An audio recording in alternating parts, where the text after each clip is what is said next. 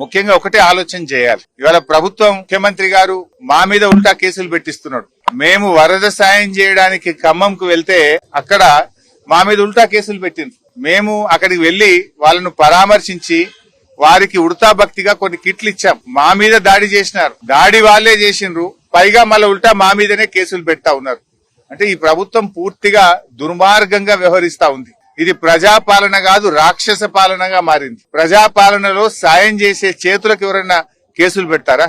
సాయం చేయడానికి వెళ్ళిన మా మీదనే అక్రమంగా కేసులు బనాయించి ఉల్టా ఈ రోజు ప్రభుత్వం మమ్మల్ని ఇబ్బంది పెట్టే ప్రయత్నం చేస్తుంది. సరే, మీ కేసులకు మేము భయపడేది లేదు. అంతిమంగా ధర్మం న్యాయం గెలుస్తుంది. ఖమ్మంలో దాడి చేసింది ఎవరు? నువ్వు కేసులు పెట్టింది ఎవరి మీద? దాడి చేసేది నువ్వే, ఉల్టా మా మీద కేసులు పెట్టేది నువ్వే. అంటే అధికారం ఉందని చెప్పి నీ ఇష్టారాజ్యంగా వ్యవహరిస్తా ఉన్నావు. ఇది మంచిది కాదు. దయచేసి ఇటువంటి మానుకోండి. ప్రజలు నవ్వుకుంటున్నారు. నిన్న మహిళలు కూడా అక్కడ తిట్టినారు. వాళ్ళు సాయం చేయడానికి వస్తే వాళ్ళను ఎందుకు ఇబ్బంది పెడుతున్నారని చెప్పి అక్కడ వరద బాధిత ప్రజలు, మహిళలు వాళ్ళను దుమ్మెత్తి పోసిండ్రు. అయినా ఇంకా మీకు సిగ్గు రాలేదు. ఉల్టా ఇంకా మా మీద కేసులు పెట్టే ప్రయత్నం చేస్తున్నారు. ఇది అత్యంత హేయమైనటువంటిది. ముఖ్యమంత్రి గారు, ఏమైనా నీకు నీతి నిజాయితీ ఉంటే, నీకు పద్ధతి ఉంటే, నీది నిజంగా ప్రజాపాలన అయితే ఒకసారి రివ్యూ చేసి ఆ పిచ్చి ప్రయత్నాలు మానుకోండి. ఆ కేసులు ఉపసంహరించుకోండి. నువ్వు నీ తాటాకు చెప్పులకేం భయపడం. ఇది పైనుంచి మీరు ప్రేరేపించి మా మీద దాడి చేపించినారు. ఎందుకంటే మేము పోయింది సాయం చేయడానికి. అక్కడ ప్రజలు మిమ్మల్ని తిట్టిపోస్తా ఉన్నారు. ప్రజలు కనీసం మిమ్మల్ని దగ్గరికి రానిచ్చే పరిస్థితి లేదు.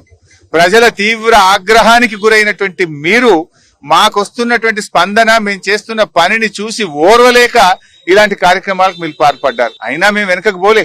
ఈ రోజు చూడండి, నెల జీతం ఇచ్చాం. లారీల కొద్ది సరుకులను ఆ ప్రాంత ప్రజలకు పంపిస్తా ఉన్నాం. ఇది మా నిజాయితీ.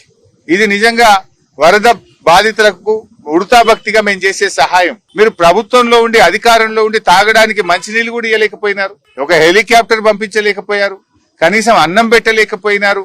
మీ వైఫల్యాన్ని కప్పిపుచ్చుకోవడానికి ఈ రకమైన ప్రయత్నాలు మానుకుంటే మంచిది. ఎప్పుడైనా మంచిది మంచేనండి. తప్పు జరిగితే ఒప్పుకొని దాన్ని సరి చేసుకోండి. కానీ ఈ రకంగా చేయడం మంచిది కాదు. ఇవాళ కూడా మేము పత్రికల్లో, ప్రముఖ పత్రికలు అన్నిట్లో కూడా చూసాం. అసలు మేము ఎట్లా బతకాలి అని వాళ్ళు ఏడుస్తున్నారు. 10,000 ఏ మూలకు సరిపోవంటున్నారు. కట్టు బట్టలు తప్ప ఏం మిగల్లేదంటున్నారు. ఎవరి ఇల్లు అయితే పూర్తిగా నీటలో మునిగిపోయినాయో, బట్టలు తప్ప ఏమి లేని పరిస్థితి ఉందో, కనీసం వారికి ఒక్కొక్క ఇంటికి ఒక 2 లక్షల రూపాయలు ఇచ్చి ఆ కుటుంబాలను నిలబెట్టండి.